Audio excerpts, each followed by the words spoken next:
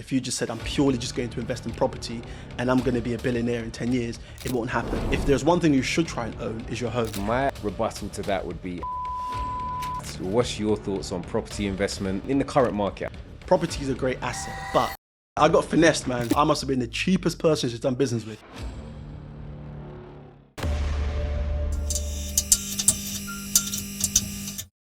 And we are back for another episode of the PBK podcast.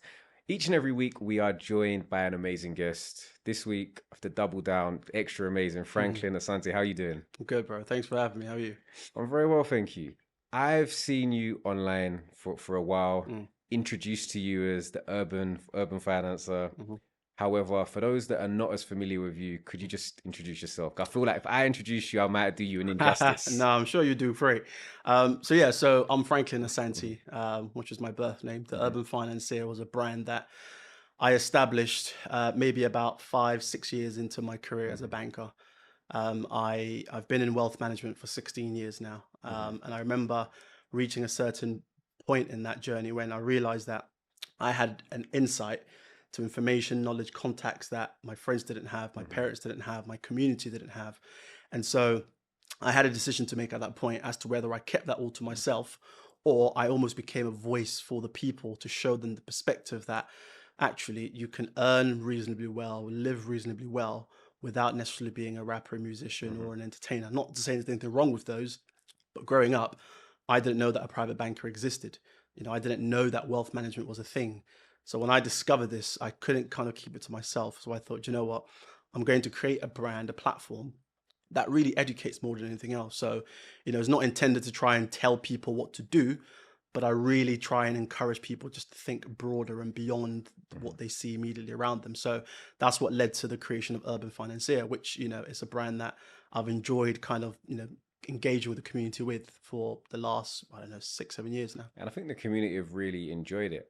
I think it speaks volumes when I saw you speak on other podcasts about the number of people that would engage. You regularly used to put out, polls and questions to make people think. And I find myself as, someone that feels like an expert in my space. And a lot of the time I'd get stuff wrong, but getting it wrong made me feel, okay, let me take a little bit of a deeper dive. And I think people like yourself that put out that information on their own time, like no one's paying you to share, what you've learned within your own space, I think it is really important. But I kind of want to take it back to how you got into wealth management and what that roadmap looks like. Yeah, so my route was really unconventional, if I'm honest with you. Like I said, I didn't know private banking was a thing, if I'm honest with you. Growing up as a young boy in Harlesden, Willesden, Stonebridge, those are the kind of the areas that I grew up in. So the people who I admired didn't have 9-to-5s, or the people who I looked up to in terms of having the money or the nice cars didn't have a 9-to-5. And so it was quite easy to be lost in terms of what you saw around you. But I just remember I was always the kid who, I was really short when I was young. It took me ages to grow, right? So I didn't have anything about me other than my intellect. And so I really played down on that. And I said, okay, do you know what? I know I'm not going to get the girls. I'm not tall enough. I haven't got the money. My parents haven't got money. But what I have is my ability to learn, to be articulate, to look outside of these four walls and really kind of dream big. So, after initial age of sort of looking at public speaking, creativity, drama, communications, that was my background. And there's a real nice full circle moment when I was able to use that with the subject matter of finance to bring it together, which is how I think I'm able to sort of resonate with people, is because of that sort of training and background. Because I know a lot of very smart analysts and bankers who can't talk to people for, I'll use some polite words, but who just cannot engage with people. So look, I had a sort of upbringing in communications really more than anything else. And it was 2008 when the financial crisis was about to happen, where I sort of looked around me and realized that a lot of people who I knew who had graduated before me couldn't find jobs. People with masters were ending back up in retail. Not that there's anything wrong with retail, but I didn't want that for myself. I realized that I had to do something different in that market in order to get ahead. And that wasn't waiting around to find a job in, the field that I was interested in, which was communications. So I kind of went down this rabbit hole of thinking, okay, what industry is going to need rebuilding in this financial crisis? And I came up with finance. I thought, well, surely the sector that's burning down is going to need to be rebuilt. Now, I don't know what this was, if I'm honest with you, whether this was fate or ignorance or whatever it was, but something drove me to a sector that was crashing because I thought, what could I lose, right? Coming from where I'm coming from, I had everything to gain and nothing to lose. Nobody expected me as a young boy to end up as a private banker, right? And so I thought, sure, let me try something. And if it works, great. If it doesn't, no one's going to bat an eyelid because no one expects me to do anything here. And I'll be honest with you, my early days in banking, my parents didn't really understand what private banking was, to the point where I remember getting to a stage where they were like, why don't you get a job like your sister, who was doing, I think, something in marketing at that point? And I was like, do you understand this gold mine that I've unearthed here? Like, I don't think it resonated because look, the truth is, my parents, or are just some members of our community, don't come from those environments where you have a banker and a solicitor and accountant that deals with you on a daily basis. So I almost had to educate the people around me that, guys, hang on a second, this isn't a get rich quick thing, but this is a sector that actually a lot of affluent people operate in because of the doors it opens and the access it gives you. So I almost had to shut out the noise that, hang on, I think I've got onto something here. And that was part of me kind of getting on social media and talking to people about it. So in terms of my routine, it was 2008, financial crisis had struck. I found an entry-level role into a private bank, clerical, very junior. I'll be honest with you, I couldn't look down on it because for me, that was already a massive achievement, right? To go from my very first ever job when I was in sixth form, working at Toys R Us, to working in a bank, for me was like I had made it in life. Okay, so even though for some people who might think, oh, that's just an entry level role, I'm gonna sit back and wait for a better paying opportunity.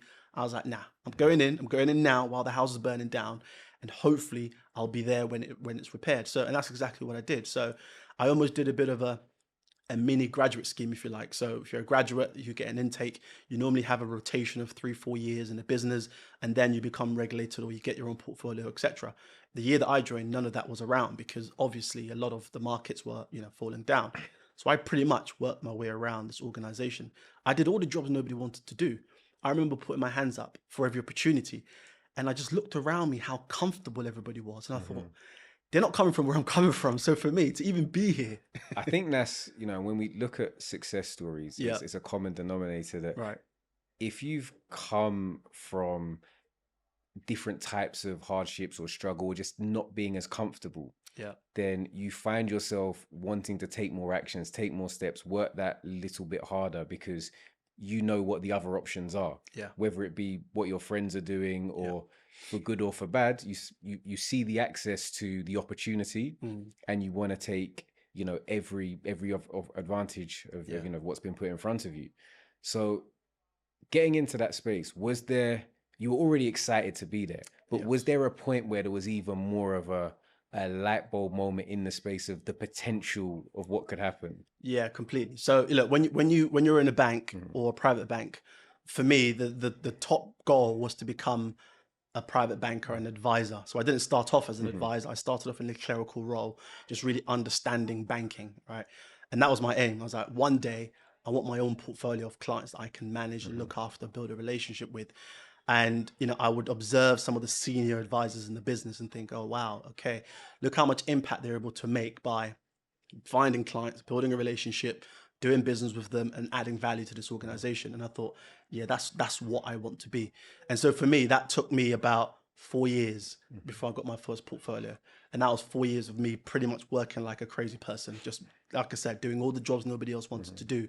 But once I got that first portfolio, I thought, oh, wow, this is where you make the money, right? This is where you can add value as an individual to an organization when you contribute to the revenue. Because otherwise, there's a lot of supporting acts, which isn't a problem. But when you're able to contribute to the revenue of the organization, that's when you really arrive. And in terms of your personal experience, like, getting into much larger corporations where there's not as much, diversity representation, how did that feel for you? Yeah, I mean, look, there's no secret about it. I always knew there was an elephant in the room. I was a young black kid from Harsden. And, that was never lost on me in terms of how others might perceive me. But again, I think it was such for me an advantage because, like I said, I knew that to make it this far, or as far as made it already, was a win for me because nobody expected me to be there. And so what I kept telling myself was, well, how much further could I go if I maintain this mindset that I've already kind of won in a way by being here? Whereas I think a lot of the time people delay telling themselves how good they are until they get to the end Mm. goal. I kind of reminded myself at every stage, I was thinking, do you know what, Frank, how did you get here? What else can you achieve? Keep going, 'Cause keep going. I think a lot of people, myself included, Yeah, we suffer from imposter syndrome yeah, because you very much, like, I remember like being asked to do a talk somewhere once, yeah, and it was in like a Barclays in Canary Wharf, and I've come there dressed like this in my hoodie, yeah, yeah, and I've yeah. just looked up at the building and I've said, Yeah. this is a lot. And How I've did I get walked here? into, the atrium, looking over views. Yeah, Everybody's in these amazing tailored suits. But I think what you said is very important for those that, potentially have got a business. You have to remember how far you've come and completely. actually give yourself the pat on the back and say, look, if you've made it this far, Yep. you can keep going. So I How think much it's great further can you advice. go? And that is literally what I kept telling myself. And Mm, so yeah, of course there will be, people with their own views and perceptions and limitations in terms of what they think this particular character can achieve mm, because you're from here and you look like this and you sound like this. But I always reminded myself what I was there for. I was there to do a mhm, job. And I think that also helped me. Maybe sometimes when you go into an environment where you think, oh, this is a safe, soft environment, mhm, you relax a bit. Whereas I knew it could potentially be a hostile environment. So I never slipped. I never let my guard down in terms of I always showed up. I always dressed like I had somewhere to be. Even when I was a very mm. junior, banker at that time, I literally dressed like I was a CEO. I made sure that I looked important, right? And some people would question that. And I'd always get the comments like, why do you always dress so well? Why are you carrying around the FT? What? And I was thinking, guys, don't mind me, I've got big plans of where I'm trying to get to. Like, don't mind me. Just let me get on Yeah. with it because like I said to you, the fact that I'd got to where I'd got to, I was like, do you know what? The sky Mhm. literally is the limit. It is. And talking of where you've got to, so your current position now, because obviously you're in private banking, what's your Yes. current role now? So now I head up the entrepreneurs Mhm, proposition for the private bank, which, for me, I was thinking about this the other day. I think about 2018, 19, I was like, yeah, that's what I'd like to mm, do. I've had my go at being a practitioner, mhm. writing deals, building portfolios, etc. But now I want to be part of the strategic direction of actually, how we impact and support entrepreneurs in the UK. So my vision is to help as many high net worth entrepreneurs in the UK as possible from all walks of life. Question for you actually. Where does a high net worth individual start from? It's a good question because different institutions will Mm, have different barriers or different criterias in mhm, terms of what they define as a high net worth person. Depending on who you talk to, it's usually somebody who's got net assets of 500,000 or 1 million. mhm, There are some institutions that won't even look at you unless you've got £10 million of mhm, investable assets. Others might be more. But I'll say typically in the general market, high net worth individuals are individuals who've got net worth of at least 1 million. And mhm. so that's kind of take away all your assets, less all the debt you've got and what you're left with. Because the interesting reason why I asked that, an interesting reason Mm, outside of you being, an amazing speaker who's achieved amazing things, why I wanted to get you on today was yeah. because we're very property focused here. Right. And sometimes when you're living in property, it's like Yeah. you live, breathe, eat, sleep. So you don't think necessarily about other asset classes. I think it's Sure. always important to have conversations Yep. with people that look at the market more holistically. Yep. And I'd just like to ask you, what's your attitude, what's your thoughts on property investment Yeah. in the current market, I guess? Look, I think property is a great asset. Hmm. For the earlier part of my career as a banker, I was very much focused on lending. Hmm. So supporting high net worth individuals buy homes, buy Hmm. investment properties, develop homes, etc. So I've had a lot of exposure to lending and Hmm. property in general. What do I think of it as an asset class? I think it's a good asset class. Hmm. Um, it shouldn't be the only thing you look at. Hmm. And this is where, in my book, I kind of talk about the different types of assets you should consider if you're thinking about growing your wealth. Property is a safe asset. The bricks and mortar is something that you can feel and touch on any given day. Hmm. Some people like that because of the comfort it provides and they have a low risk tolerance. So Hmm. they want to put their money somewhere that they know, come rain or shine, when they wake up tomorrow, it's going to be there. Hmm. Whereas you put your money in a risky stock or in crypto or something else like that, you're not exactly sure that that value is going to be Hmm. maintained tomorrow. So property is something that I think historically, particularly the baby boomers of the UK, used as a real means of generating wealth because they could enter that market at a much lower value, sorry, and they've achieved such great capital appreciation over the last few decades that now makes up the core of their Hmm. wealth. So that was more, I would say, coincidence rather than by design. Because if you were to start that again today, you might not achieve the same result. If you just said, I'm purely just going to invest in property and I'm going to be a billionaire in 10 years, it probably won't happen because the entry price is very much higher than it was then. You know, the cost of finance is very different to what it was then.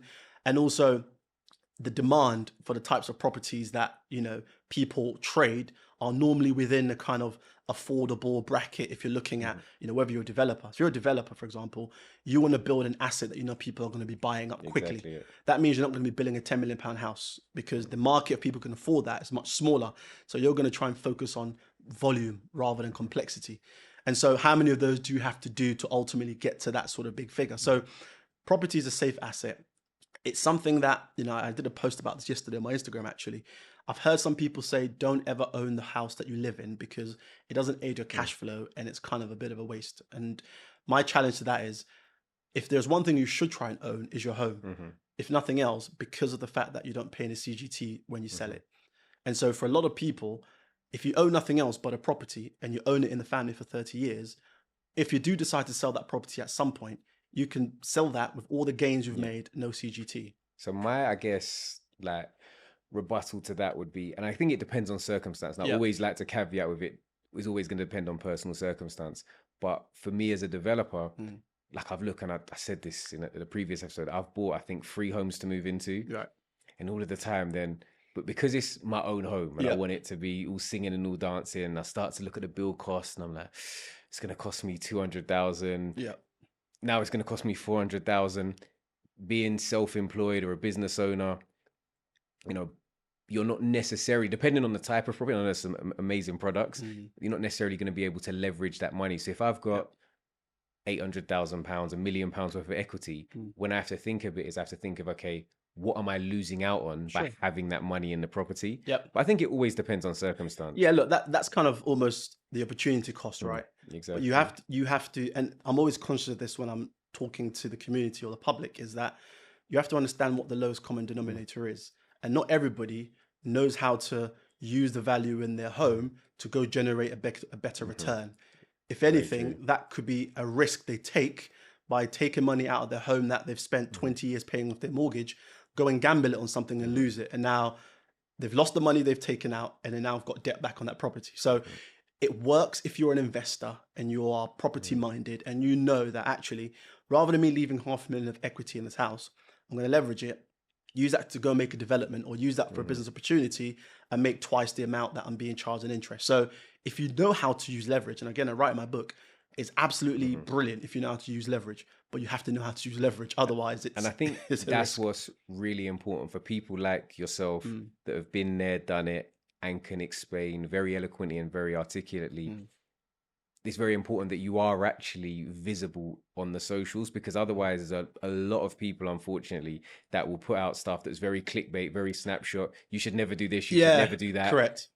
But it's not one size fits all. Definitely not. And I know we were having a conversation the other day about creating it as a norm to having opportunities to allow people to be uplifted, to understand there are different avenues to go down. And I guess that's why you spent, I believe it's 2 years writing The Money Ladder. Is that correct? About 2 18 years. months 18 months of solid writing time, and then, kind of editing and everything else that goes around. Exactly that. I think I like to think that, as a voice in the community, I'm never one-sided on anything. I just want my role and responsibility is to help people to make the best informed financial decisions for themselves. That means understanding both sides of the coin. So I can't ever jump on a platform and say, don't buy houses, don't invest in this, don't invest in that, without telling you the reason why I think it could work or it couldn't work. And then it's up to you to make that call, right? I think the challenge is a lot of people are looking for free financial advice where they want you to kind of serve it on a plate for them. And if it doesn't quite fit, then they'll be like, next, who's going to actually give me that free advice that's going to be tailor-made for me? It doesn't exist. Yeah, I think a lot of the time, we're in an age where there's so much information out there. A lot of the time, you can get 60, 70% generally, and then you have to specifically go to somebody to top up your final 20%, 30% where to fill that void. That's advice that's directly tailored to you. So I guess for you though, personally, if I was to ask you the question, why did you write The Money Ladder? Why did I write the money ladder? I mean, not that I wasn't busy enough, because I was. And at the start, I was thinking to myself, how am I going to find the time to write a whole book? It's something that I think a lot of people would like to do at some point in their lifetime, right? Write a book that. But I don't think many people would go and do it at probably what is, the peak or Yeah, busiest I part of your agree. career. I agree. But you know what? I think this is a bit reflective of my outlook on life, that every time I've told myself I'm going to do something, it feels like the capacity just appears. Whereas if I tell myself I haven't got time, then the capacity never appears. And so I kind of told myself I'm going to do this, and I did. But I think the reason why I thought it was important is because, like you said, there's a lot of commentators out there in the community, which is not a bad thing. I think it's good to have opinions and people raising subjects and conversations.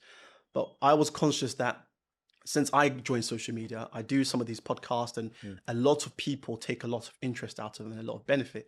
And on my Instagram page, I do these Q&As a couple of times a week, and I would get a couple of thousand, 3, 4, 5,000 people sometimes answer these quizzes. And I thought to myself, well, what if somebody wants to learn this information at their own pace in their own time without having to catch my quiz? Because that's only when I've got time to do it, right? So I thought, okay, let me write a book. But even that whole process of doing it, I was thinking, how do I write a book that doesn't just feel like an information dump? Because it's very easy to do that. Here's an ISA, here's an investment, here's a mortgage, here's private equity, get on with it. But I was like, nah, because I understand the demographic that I'm speaking to, and they're not easy to deal with, right? I understand that I'm up against all the distraction of TikTok and Reels and all this kind of, entertainment gossip and everything else. But equally, I know that deep down, these same individuals also want to better their situation. I mean, I haven't met one person who doesn't just want to do well for themselves, but it's finding a way of getting through to that individual without boring them to death. So I spent the majority of that time writing the book. Wasn't necessarily about the subject matter. It was about how to narrate it in a way that anybody could pick up, understand the process I'm trying to demonstrate, identify themselves on that journey, which is why it's called the ladder, identify where they are, and also understand what they need to do to get to the next step. And so that's what took me 18 months to craft. And so that was the hardest part of the process. But I felt it was important to write because I know that with cost of living crisis and inflation and interest rates rising, people are struggling, but they also have an appetite to figure out. I don't think people are in the age of feeling sorry for themselves anymore. No, They want to take action. I think it's very much, when you look at Gen Zs in particular, Yeah. we very much are generation entrepreneur. Sure. They see Yeah. the access to money, and it's a case of unlocking it. And I think, literature like your book can, act as a key to facilitate unlocking, understanding money. And I think that's one thing that is really important. It's just a lack of understanding. It's not a lack of interest. Yes. But it's understanding. And I think it's, for those that haven't already, I definitely recommend checking out. Like you said, it meets a cross section in terms of where you are in your journey. It's not just a beginner's guide. It's not just I've already got money and how do I invest it. It can take you through a journey. It's quite visual as well, which is good. I think you can open it on a page and you can quickly say, okay, that heading resonates with me. Let me take in a little bit of that. So I found myself actually picking and choosing because I've just had it in my car. So I'll have a couple of moments. I'm like, let me just have a read of this section. And that, if I'm honest with you, was the exact intention to design it in a way that, this book, and some of the comments I've had is, oh, I've bought a copy for my wife. I've bought a copy for my husband. I've given it to my kids, and so it shows me that, okay, you can pick this book up. And if you're really a novice, start from the beginning. And that might be all you get to for a while until you reach a stage where actually I'm ready for that second part, or actually I'm ready for the third part, or actually let me go back to that second part again because now I've got some money and I want to understand what I'm going to do with it. So that was the hardest part of writing this book. What was your favorite part to write? My favorite part to write, 2 bits actually. There's a case study in there, funny enough, about property. One of the characters who starts off life. See, I just smiled. You said, this is how you know I love what I do. You said property, and I just started grinning too. But so the reason why I enjoyed writing that was because I remember getting to a point in the book where pretty early on, when I decided I didn't want this to be an information dump, but I actually wanted this to be a story that people could almost play the first character themselves by saying, this could be me. And so writing that, I remember I put my pen down, virtual pen, keyboard down, and I read about 2 or 3 books just to try and get the writing style correct in terms of, okay, I want to talk about how this person got from a 9 to 5 to becoming a multimillionaire, having failed jobs, going broke, and then picking himself up again. How do I narrate this? So I spent some time reading other books, all different kind of themes and kind of novels, to get the writing style correct. And once I got it, I was off. I was just like, oh yeah. And I was, in the chapter I talk about sitting in his garden with, the sound of birds and all sorts of things. But Oh, you I, really got I in your really bag. got You into had it birds for are sure. chirping. Yeah. Really, because I want people to really put themselves in this book. One of the best books I've ever read was Can't Hurt Me by David Goggins, which is all about self-development and your mindset. And that was the first book I ever read where I felt like the main character in that book. Okay. So I was like, okay, I want my book to have elements where you feel like you're the main character in this book. So I really enjoyed bringing that to life. Because like I said, the facts and figures and information you can find anywhere, but it's how you piece it together for someone to pick it up and be like, I can see myself in this. That was the most enjoyable part. It's nice. Well, I definitely we're definitely gonna make sure that we got the link. I'm gonna personally purchase some new copies to give away to some members, because I just think it's important. When I see something that's good and I enjoy, Yeah. my whole thing about the podcast, about anything, is let's just share that, which I think kind of brings me on to a question in regards to why do you think like financial literacy isn't spoken about more? Yeah, I mean, look, I've got various trains of thought when it comes to this. Some of them might be on the verge of conspiracy, quite frankly. So, and I'm not a conspiracy theorist, but I just think, let's put it this way, right? I think there are certain people in certain positions where it wouldn't be in their interest for everyone to make the right financial choices. Because, when you think about how much money people make from people who've got bad credit alone, right? Would it be in their interest for everyone to have an A1 credit score? Do you remember when Wonga was prevalent? Like Yeah. adverts, like you see adverts during daytime telly. So I think, look, I think the finance sector is large, and there are various elements of it that will prey on certain members of the community, certain demographics. And so if everybody had a 999 credit score, then that entire market disappears, right? And so I think there's definitely this imbalance of the economy and society was never intended to be equal, despite what anybody says. I think you're always going to have that haves and have-nots. And actually, whose interest is it to really balance everything? Because then those who make money of those who haven't quite got it right will no longer be making that kind of money. So I think there's lots of reasons why it isn't taught. But I think the reason why it should be taught is because I think we all deserve to know how to handle ourselves when we leave school and we start earning money for the first time. Because for a lot of people, the first experience is a student overdraft or student loans. And goodness me, the amount of mistakes people make from that early stage, if you get it wrong, it stays with you for a while before you get out of that hole. I remember, and I'd like you to tell it again for those that haven't heard it, but an interesting story about your understanding of money that you got from your grandmother. Yeah. I like that story. If we could, I've heard it. I've been spoke, but if we can hear it again, listen, please. I got finessed, man. God bless the soul. She passed away in 2018. But when I was young, I was about 3 years old. I remember I used to have a deal with my grandma. I hated getting in the bath in the mornings before I went to school. So the deal was she'd have to pay me every morning before I got into the bath. And that was our secret. So my sister and my brother didn't know. I thought it was a secret. So every morning, literally without fail, she would come, she would give me the money. I'd be like, right, okay, let's get this over and done with. But obviously when I was going to school, I would give her the money back to hold for me as safekeeping. Obviously, as a kid, I wasn't checking my balance. So here's me thinking, I'm getting rich. I'm thinking, I had this vision of Scrooge McDuck. Like, do you know what? One day I'm going to be swimming in this pool of money.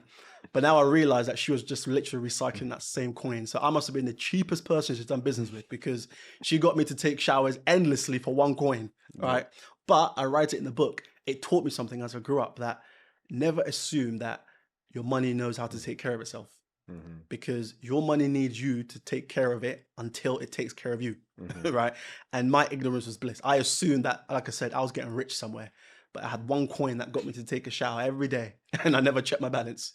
And I think that's important because it's, people, whether it's through hard work, through inheritance, through luck, make money, but then you have to make that money work just as hard for you as whether it was yourself or parents worked for it in the first place.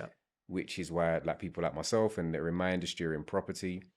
But I think one of the reasons also why I wanted to get you on board is like to talk about other opportunities to invest in, because sometimes we can be so, just laser focused that property is all I know. It's like your timeline. Like before coming property, if I go on my Explorer page, I don't see football. I don't see, all I see is renovations, property, podcasts. And so I get locked in. But I think it's important to talk about diversification, other opportunities, because there's people that I'm meeting now that are, making very significant sums of money that maybe should diversify. When you're looking at clients, what other, asset classes do we look at and we say, okay, this makes sense? Yeah. And that's a very good question. So look, I think there's always more than one way to skin a cat. And everybody who's an expert in any particular field will always tell you that that's the only thing you should bother looking at. So I think as an investor or as any individual who's trying to grow their money, you need to take a step back first before you put your money into anything and understand, okay, what is it I'm trying to achieve here? And that's why at the start of my book, I ask you to set 3 goals that you want to achieve the next 10 years, because without having clarity of where you're trying to go, the solutions just doesn't make sense, because you might find yourself having to retract from things you've put money into, or it just doesn't perform the way you expect it to. So I think first and foremost, you need to understand a couple of things and figure out, okay, how much money have I got to invest or to grow? And what are my expectations with this money? So you mentioned diversification. The reason why diversification is important is because you don't ever want to have everything exposed in one basket. Like they say, don't put all your eggs in one basket. That's concentration risk. Property is a great asset, but it's not very liquid. And so if you think that actually I might need this money at a certain point, but I don't want to have to sell all of it in order to access some of it, and I don't want to have to go raise debt in order to access it, then maybe property might not be the right solution for you. You can grow your money in other ways, i.e. looking at stocks and shares, figuring out also the tax incentives or the tax benefits that come along with these investments. So when you buy a property, if it's an investment property, understanding what structures to own that asset is important. If you buy it in your personal name and it's an investment property, you're probably not going to get a lot of value out of it these days because of the tax treatment, right? So you want to buy it in a limited company or an SPV. Fine. Okay, let's say you've done that. What else can you look at? So think about stocks and shares. I know a lot of people don't understand stocks and shares. That's why they don't do it, right? Yeah, like, a lot of us would have said, we went from making some money in property to say, you know what, crypto seems fun. Have a little dabble. Got wiped. And you go back and say, let me get back to what I know. But we're back again. It's about understanding your risk appetite. So, okay, so when you're thinking about what to put your money into, you have to firstly identify what your risk appetite is. And that's basically saying, how much risk can you afford to take with this money? If it's not a lot, again, because going back to your goals, you need this money in the next 3 years because you've got a wedding or a big life event that you need to pay for, then that restricts you somewhat in terms of where you can put your money. So, okay, you haven't got a lot of risk tolerance. And so you might look at safer bets like cash deposits, bonds, gilts, things that have a definite timeline that you know that whatever happens, you can access your money back in a certain period of time. Of course, the less risk you take, the less the reward is likely to be. But at least that will meet your objective of saying, actually, I've got 100 grand to my name. I need that money in 3 years' time. I'm not going to go put it on the stocks and shares because actually 3 years horizon isn't long enough for it to ride the usual wave. So, okay, that's not an option to me. Okay, maybe I've got a bit of a longer time frame to play with. So that means that I don't just need to keep all my money into low risk assets. Maybe I can move up the ladder a bit and start looking at stocks and shares and actually look at things that I can give a 5 to 10 year horizon for it to achieve some growth. If you look at during COVID, 2021 times, there was a study that looked at how the richest 1% of people, how much their wealth grew by during COVID. And it completely outstripped anybody who had physical assets because all their assets were in financial assets, i.e. stocks and shares, private companies, etc. So if you're sitting there thinking, I'm trying to get rich quickly, you shouldn't, but if you are, and you're only looking at property, well, it's not going to happen for you because the speed at which property grows in value is not comparable to how quickly financial assets can grow. It's really interesting. Like I always have this conversation with people and I'm like, look, I love property, so I love it. So outside of, there's other benefits for me. But if somebody talks to me and says, is it the best place to invest your money? I say, look, there's way better places in terms of your ROI. But as you touched on, it's all about appetite towards risk and other things. But there's, what works for somebody. And a lot of the time investing in your own business, investing in yourself is going to have, your earning potential is way higher. But it's just down to what do you potentially lose out on? What risk do you incur during that time? Look, I think for me, it's important to almost put a blank sheet of paper and literally write out what you currently own. and think about, okay, what type of assets are accessible to me based on what I'm trying to achieve? Because not every asset is right for everybody. And I think sometimes people jump to the solution without really understanding the problem that they're trying to address. Like I said, if you've got a short time horizon, don't try and play games that are intended to make you rich slowly and try to get rich from it quickly, because that's where people lose money. So, as you say, somebody who's been in property all their life gets some money off the table and they go straight into crypto and they lose it and they think, okay, I'm never touching any other investment. I'm going straight back to property. Well, that was a complete wrong move to make, right? Whereas they could have gone back and actually analyzed the market and thought, okay, I don't want to take as much risk as that. I can afford to maybe take a bit of a medium risk. So I might look at stocks and shares, or actually I might look at some private equity and back some companies, although that is also equally risky. But again, you say you love property, you love business. So maybe you think, actually, I know that I have an opportunity that I can add some value to. So I'm willing to back this and bet that it's going to work out. So I think you really have to understand it. And in the book, I really set it out quite clearly in terms of, okay, I draw a triangle. And at the bottom is kind of the safe-ish bets, so cash-based deposits. And then it goes up to like stocks and shares. Then it goes up to sort of, even real estate. Not everybody buys bricks and mortar. You can invest in real estate without owning a house, right? With some of these crowdfunding opportunities, you can buy into a fund that invests in real estate, which obviously is a slightly lower entry point than you having to buy a whole house and pay stamp duty and everything else. So there's different entry points based on how much you've got available to you and how much risk you're willing to take. That makes a lot of sense. Makes a lot of sense. So in terms of, I guess another question I wanted to ask you actually is, with the level of access to these high net worth individuals, are there sort of common denominators you've seen amongst people that have been very successful? Yeah, I mean, I think every successful person has something in common, right? And that thing is the fact that they've had to overcome something or someone, right? Because you become successful by doing better than somebody else, right? That's the whole idea around competition and winning and being first. But what I see as a trait, though, is their perseverance. That a lot of high net worth people, even if they lose or they quit, they get back up very quickly and they get on with it. And that's why I think, look, for a lot of people coming from, difficult backgrounds, underprivileged backgrounds and things like that, you have an advantage that some of your counterparts don't have. And that's your ability to live through turbulence, to live through hardship, to live through hard times. You can't teach that, right? If you grew up in an environment or a household where money was easy to come by, you had everything you wanted, I can't come and teach you the feeling of going without. You have to live it. And a lot of people have lived that. And so you're coming already with this hunger that drives you. This whole thing about being self-motivated is something that is really hard to teach. Sometimes it's born innate or isn't. So I think that the common trait I see really is just their perseverance, that I don't know a single successful person who quits, right? If it doesn't work, that means that particular strategy doesn't work. They need to find another one, and they pivot and they pivot and they pivot until they find the right solution. A lot of these famous entrepreneurs you come across, it wasn't their first business that got them famous or rich. It was probably their fifth or their sixth. Some of them have been bankrupt. Some of them have been homeless.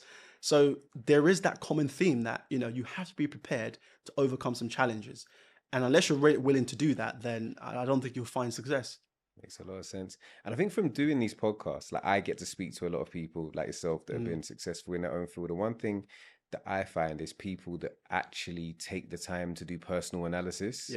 And understand themselves. Like you spoke about it early on, not being the tallest, not coming from, the best background, but saying, okay, I've got something that works for me and let me utilize that to the best of my advantage, to push myself forwards. And I think, we're all blessed with something that we can find a way to use. And you just got to find how you can utilize that to navigate whatever, vocation you've decided to go into. Yeah. And I'll also add that building the right team is very important. And again, that's a subject I touch on in the book, even in property. I mean, wherever you are, right?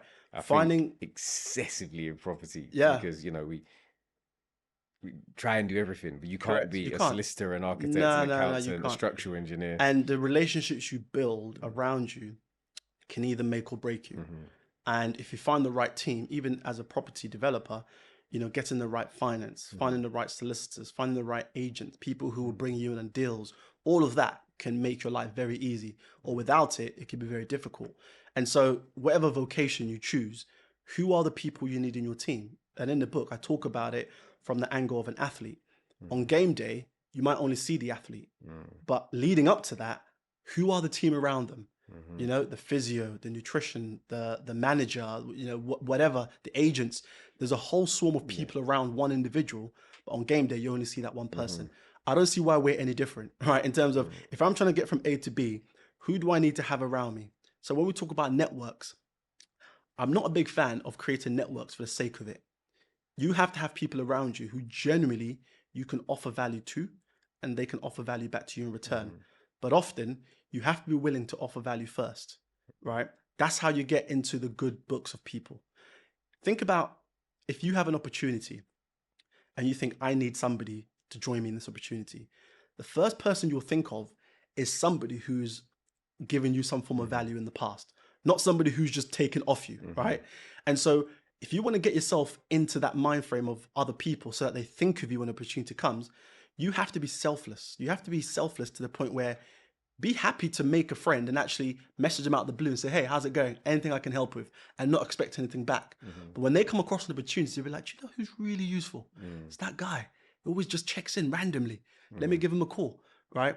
So I think that's super important to really build a network, not just because, oh yeah, I've got a network, but actually how effective is your network? No, listen, I 100% like can't agree with that anymore. Even like, I think out of say the 6 core members of my team, 3 of them came about from them just making themselves useful. Right. One of them's very annoying, is behind me at the moment, but like, you know, you get loads of messages saying I can help you with your content, I can do X, Y, or Z. But he created that value proposition, showed me he was good at what he did. So when it came to now actually employing somebody full time, you know, good salary, good pay, it just was like, look, that's a no brainer. I already know who can deliver. And I think a lot of people want it on a plate. They're just like, I've seen Franklin, can you mentor me? Without, you know, it's actually like, you know, make yourself almost invaluable to the point that Frank's like, look, I can't let that guy go. I need you around me. Yeah, completely that. And look, I think, again, it's a balance, right? I don't know if we caught this part of the conversation that we were having at the start, but it's almost like, how much bragging do you do in order to show people what's achievable, but without annoying people at the same time, right? And it's the same thing. How much do you nag somebody about, hey, look, I'm useful, without you then starting to annoy them, thinking, okay, this person is a bit obsessive. So it's about finding the right balance. I'll be honest with you, all the best relationships I've built have not come overnight. There've been things where I've been willing to go out my way first, and sometimes been years. It's been years before they pick up the phone and say, look, I've never forgotten that thing you did for me back then. I think you just have to be wired that way and play the long game, and just understand that if you are somebody who's constantly looking to add value to others, what you're going to receive in return will be tenfold what you've given out to begin with. Definitely. Being on social media, have you ever seen the downside of it? You know, because you put out a lot of great, very positive content. I wouldn't necessarily imagine you do, but the internet is a crazy beast. Listen, if you go looking for it, you'll always find it, right? And I think sometimes what I see the downside of social media is, and I'm conscious of this, that I would rather people put their phones down and got busy and just got on with the thing they're trying to do. And so, you know, I guess in that sense, I'm part of the problem, because actually they're on the phone because they're trying to see what I'm posting. But it's about, you know, when you're trying to, there's this phrase that someone told me once, that when you're a consultant or you go into a situation trying to solve a problem, you can either, what's the phrase they use? Something about medicine. I'll remember it in a bit, but it's just about what's the approach that's required in order to get the right outcome you're looking for. And so I realized that in order for my message to get through, I have to be visible. But equally, I'm conscious that I don't want to be a distraction, because that's often what happens sometimes, that role models become a distraction, right? And instead of you inspiring people to get up off their desk and go do something, what has he done today? What are they doing tomorrow? And meanwhile, they're sitting there thinking, I can never catch up with these people. So you have to be conscious of that, that you're not actually putting people in the worst place by you just, hey, look how great I'm doing, look how great life is, which is why a lot of my content isn't so much about me, but it's about me telling you something that you can go and apply to for yourself. So I'm very deliberate about that. That's good.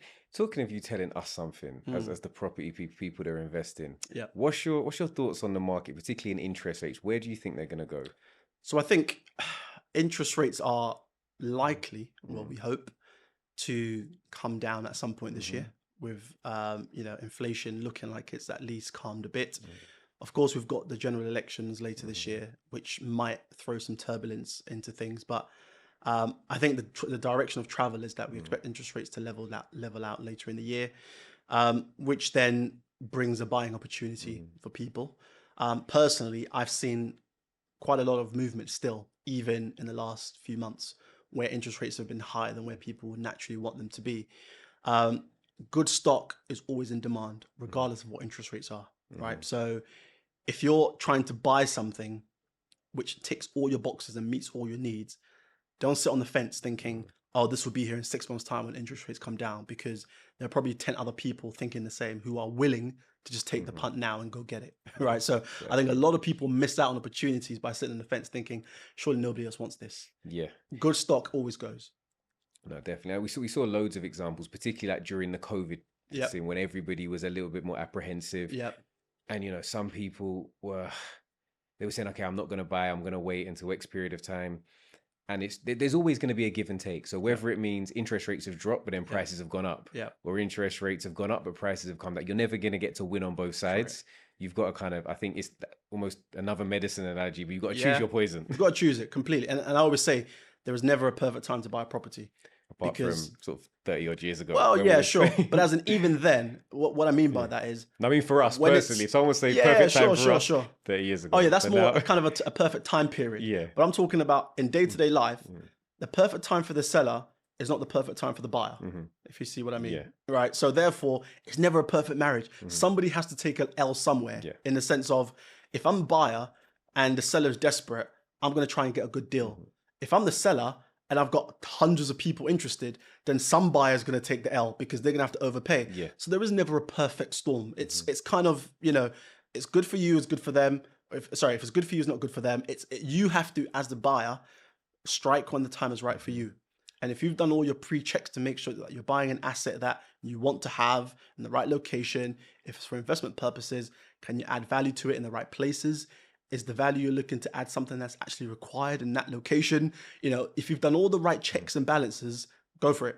Because, like I said, whilst you're sitting on the fence, someone else is going to take the punt. I think that's a very, very good point and a very good place to potentially end the podcast. Franklin, it's been amazing having you on. For those that want to connect with you, where can they find you? So I'm on Instagram, Urban Financier, which is, I think, where I'm most active. I've also recently joined YouTube to put out some conversations that I'm having. I can't say I'm as consistent as you guys, but, you know, I'm slowly starting just to have some conversations with people in my circles as well. But yeah, I mean, those two places for now, I would say. That's amazing. Well, we're going to make sure we put all the links so you can connect with Franklin. Definitely, I think, you know, in terms of the YouTube, loads of quality content, you know, is going to be there, and the conversations that you're going to be having are very enlightening. So make sure, if you haven't already, go and check that out and go and subscribe. Because I'm being told I have to do more stuff for you, I'm going to be doing a giveaway. So we're going to make sure that I'm going to personally purchase some of your books, and I think they're going to add amazing value. So look out for the competitions coming soon. They are going to be obviously exclusively for subscribers. So if you haven't already, make sure you subscribe. We're going to catch you next week with another amazing guest. But what I would say is we're going to start to, once a month, have a guest from outside of property. So people in business, but just talking about investment as a whole, because I think it's very important we have an inclusive conversation when we talk about investment. Franklin, once again, I just want to say thank you. Pleasure. Thank you for having me, man. Thank you. See ya.